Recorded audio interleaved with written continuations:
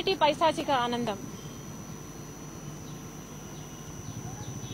ఎందుకింత నీచానికి దిగజారుతారు?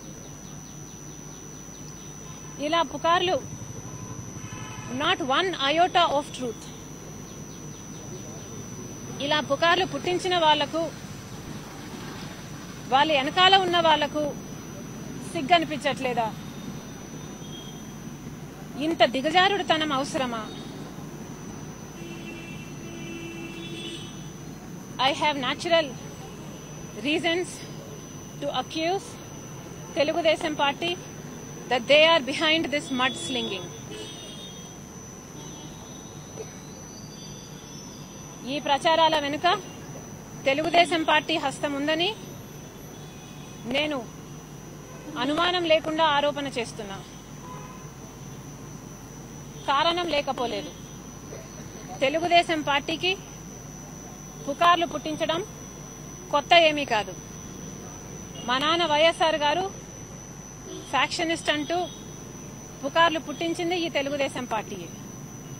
ఆ తర్వాత నాన్న ముఖ్యమంత్రి అయిన తర్వాత ఆయన ఎంత గొప్ప మనసో, ఎంత పెద్ద మనసో, ఎంత గొప్ప వ్యక్తిత్వమో లోకమంతా చూసింది.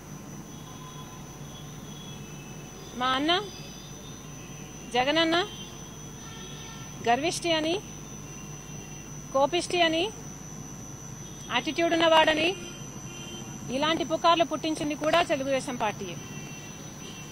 కానీ ఆయన ఎంత సౌమ్యుడో ఈ పాదయాత్రలో కోట్ల మంది ప్రజలకు అర్థమైంది. ఇప్పుడు నా మీద ఈ పుకార్లు పుట్టిస్తుంది కూడా తెలుగుదేశం పార్టీయే. ఎందుకంటే ఎంతమంది తెలుగుదేశం పార్టీ నాయకులు నాకు ఈయనతో అఫేర్ ఉందని మాట్లాడలేదు.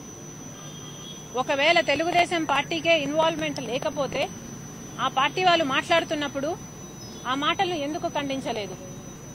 చంద్రబాబు గారు ఒక అమ్మాయి మీద అలా మాట్లాడడం తప్పు అని ఎందుకు ఆపలేదు? ఒక అబద్ధాన్ని 100 సార్లు చెప్పైనా సరే దాన్నే నిజంలా చూపించాలన్నది తెలుగుదేశం పార్టీ సిద్ధాంతం కాదా? స్వయంగా చంద్రబాబు గారే వీటిని ప్రోత్సహిస్తారు. అందుకే వాళ్ళ నాయకులు దాన్ని అనుసరిస్తారు. ఇది వాస్తవం.